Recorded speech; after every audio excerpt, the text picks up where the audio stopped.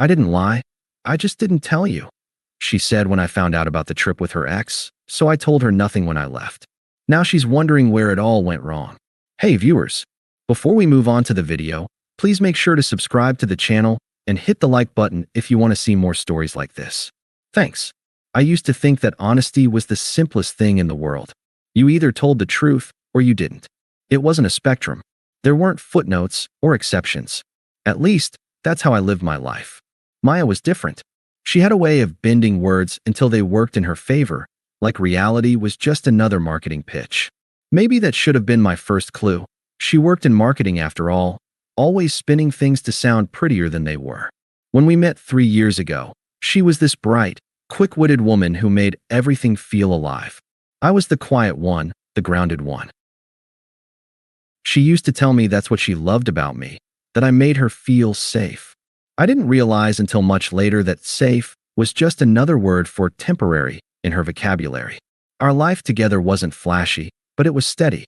I cooked dinner most nights. She'd talk about her day. We'd watch a show, go for walks on weekends. Simple things. The kind of life I thought meant something. Lately, though, I'd started noticing small changes. She'd turn her phone over whenever I walked by. The late-night texts that she claimed were just the group chat. The way she laughed a little too hard at messages she never showed me. I tried to tell myself it was nothing. We were both busy, stressed, drifting a bit. It happens. Then came the work trip. She told me about it on a Tuesday evening while scrolling through her emails. Marketing retreat, she said casually, like she'd mentioned it before. It's next weekend. My team's flying out to Denver for some brand workshop thing. I remember asking how long it'd be. She didn't look up. For days. Don't worry, I'll still call you at night. There was something rehearsed about the way she said it, like she was answering questions she expected me to ask. I almost brought it up, but I didn't want to be that guy, the paranoid boyfriend. So I kissed her forehead, told her to have fun, and went back to my laptop. The morning she left, I drove her to the airport. She kissed me on the cheek and said, "You're the best, you know that?" I smiled, pretending not to notice she hadn't said I love you. That weekend, I tried not to think about it. I hung out with friends, watched the game, kept busy. On the third night, I opened Instagram to check a mutual friend's story, Sophie, one of Maya's coworkers. There she was, Maya, not at a workshop or a team dinner. She was on a rooftop bar, laughing, holding a drink. And next to her, arm draped around her chair like he belonged there, was Ryan, her ex. The caption read, "Reunited crew." My chest went cold. I stared at the screen for a long time before locking my phone. It wasn't the photo that hurt the most. It was the calm certainty that settled in afterward, the quiet, heavy realization that this wasn't an accident. She'd planned every word of that lie, and I hadn't seen it coming. When Maya came back from her work retreat, she was glowing. That was the first thing I noticed. Her skin had that sun-touched look, her hair styled differently, and she walked into the apartment like she'd just been on vacation, not a business trip. "Hey," she said cheerfully, dropping her suitcase by the door. "Miss me?" I smiled faintly. "Yeah. How was Denver?" She shrugged, pouring herself some water. "Productive. Long days, but good team building. You know how it is." I just nodded. She didn't notice the way I was watching her, how every word she said was being quietly weighed in my head. After she showered and unpacked, we sat on the couch. She leaned into me, scrolling through her phone. I waited. My stomach was tight, but my voice came out calm. "So, how's Ryan doing these days?" She froze, just a second too long before looking up. "What?"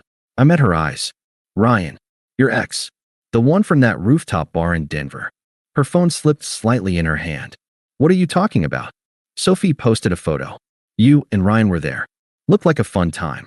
The silence stretched, thick and fragile. Then she sighed, rolling her eyes like I was the one being dramatic. "Ethan, seriously?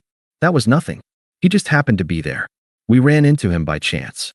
I didn't say anything, just watched her twist the story in real time. She kept going. "We were all catching up. It wasn't a big deal. I didn't think I needed to mention it." "You didn't think you needed to mention seeing your ex while on a trip you told me was for work?" Her tone sharpened. "Oh my God, Ethan, don't start. I didn't lie to you. I just didn't tell you because I knew you'd overreact like this." There it was, the line that would burn into my brain. I sat back slowly. You didn't lie. You just didn't tell me. She nodded, exasperated. Exactly. Thank you. Finally, you get it. No, I said quietly. I don't think I do. Her frustration grew. You're acting like I cheated or something. It was one drink, Ethan. One. We talked, that's it. Why are you blowing this out of proportion? I looked at her, the same woman I'd loved for 3 years, and all I saw was distance. Like she was already somewhere else, talking to someone else. You said it was a work retreat, I said. You planned a whole cover story for something you knew I'd question. That's not an accident, Maya. That's a decision. She crossed her arms, defensive. You're impossible. I can't even have a conversation without you twisting it. Maybe if you trusted me, we wouldn't be having this issue. I stood up, calm but detached. Trust goes both ways. You can't hide things and then blame me for not trusting you. Her voice softened, almost pleading. Ethan, please don't do this. It was innocent. I missed being around people who knew me before everything got so serious. Before life became routine. I wanted to believe her. God, a part of me did. But the moment she said, I didn't lie, something shifted inside me.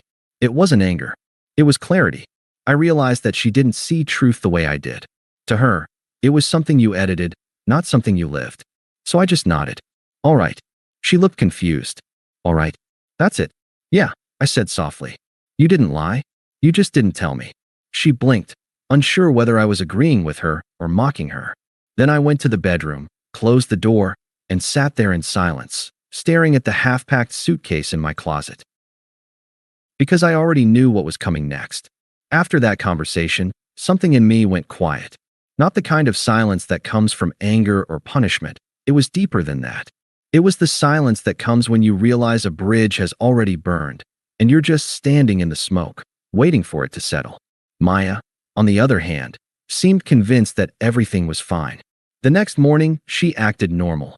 Kissed me on the cheek before work, texted me a meme at lunch, asked what I wanted for dinner. It was like the conversation never happened. I went along with it for a while. I responded politely, smiled when I needed to, even watched a movie with her that night. But something in my chest felt hollow.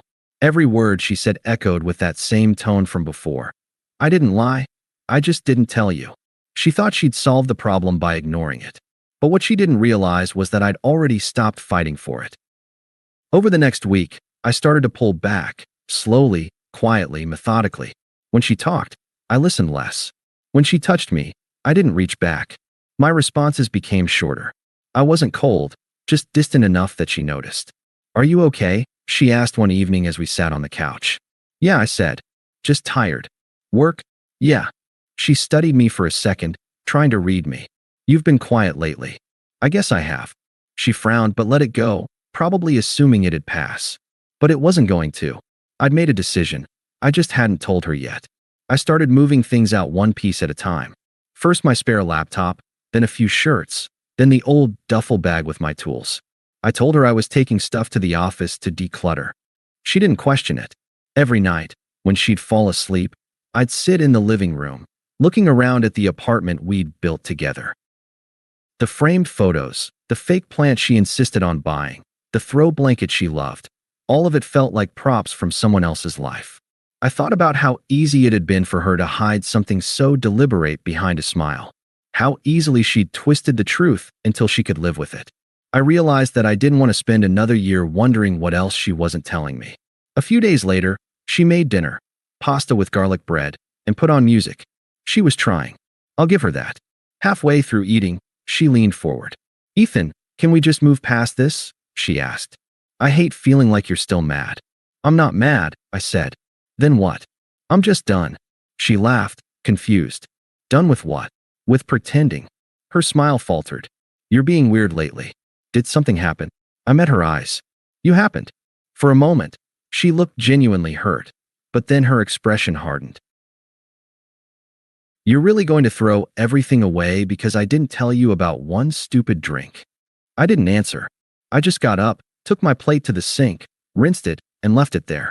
That night, I stayed awake beside her, staring at the ceiling while she slept peacefully next to me, completely unaware that I was already gone. In the morning, I packed the rest of my things. Not all of them, just enough to start over. I didn't leave a note. I didn't send a message. I figured she'd understand eventually. After all, I didn't lie. I just didn't tell her. Maya didn't realize I was gone until early afternoon. I know because she called at 1:17 p.m., 3 missed calls, then a text. Hey, where are you? Thought you were working from home today. Then another. Did you take your stuff somewhere? Half your closet's empty. And then, the one that told me she finally understood. Ethan, what the hell is going on? I didn't reply. I was already in my new place. A small one-bedroom I'd found 2 weeks earlier under the guise of needing a quiet spot to focus. The landlord didn't even ask for references.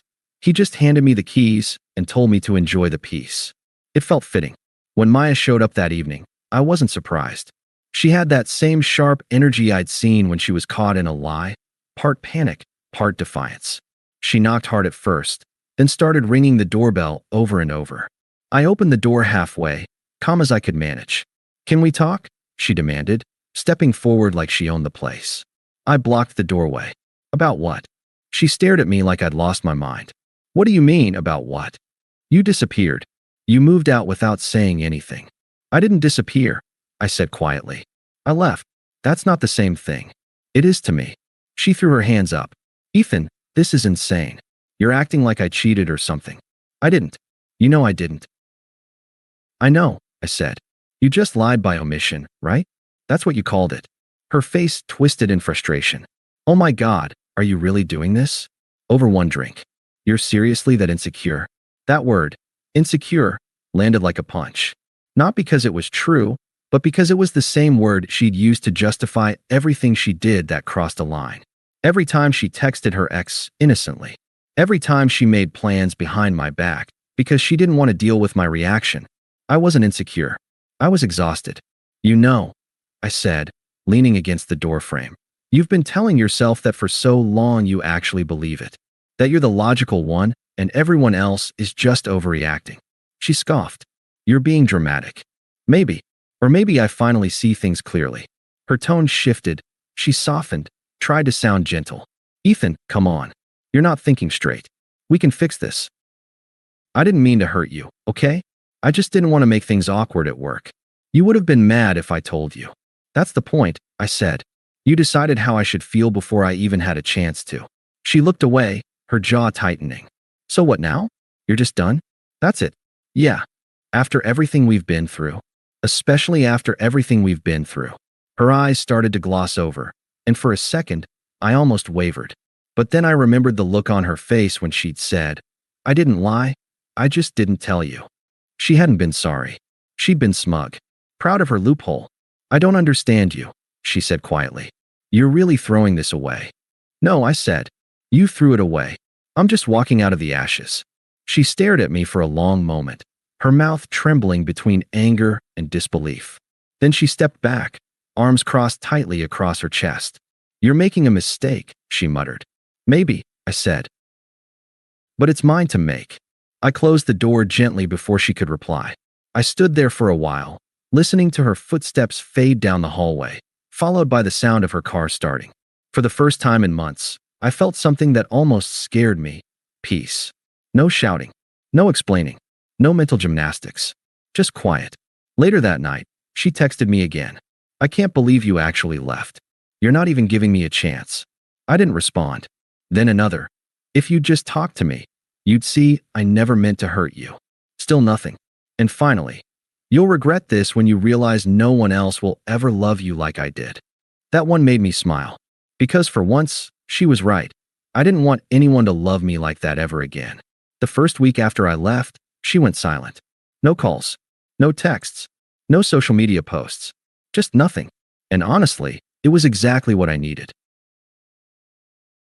I went to work, came home to my quiet apartment, cooked simple meals, and started sleeping through the night again. There was no tension, no second-guessing every word I said, no wondering what she wasn't telling me. Just peace. But of course, peace never lasts long when someone like Maya is involved. It started with a message from one of our mutual friends, someone she'd never expected to still talk to me. Hey man, just a heads up, Maya's been posting some stuff online. You might want to check. Against my better judgment, I did. There she was, looking perfectly composed, wine glass in hand, captioned, Sometimes you have to let insecure men remove themselves so real love can find you. Another post the next day. I don't owe explanations to people who only hear what they want. And then one with a selfie and the caption, Healing Era. Boundaries. Energy. Growth. Classic Maya. Rewriting the story before it even finished. I didn't comment, didn't block her, didn't even like the posts. I just let her talk into the void. A few days later, though, her tone changed. The posts got less confident. One said, "It's funny how people can walk away like you never meant anything." Another, "Some people will regret losing you. Maybe not today, but one day." Then, one night around midnight, she texted me, "Hey, I know you probably don't want to talk, but I just wanted to say I'm sorry for how things ended."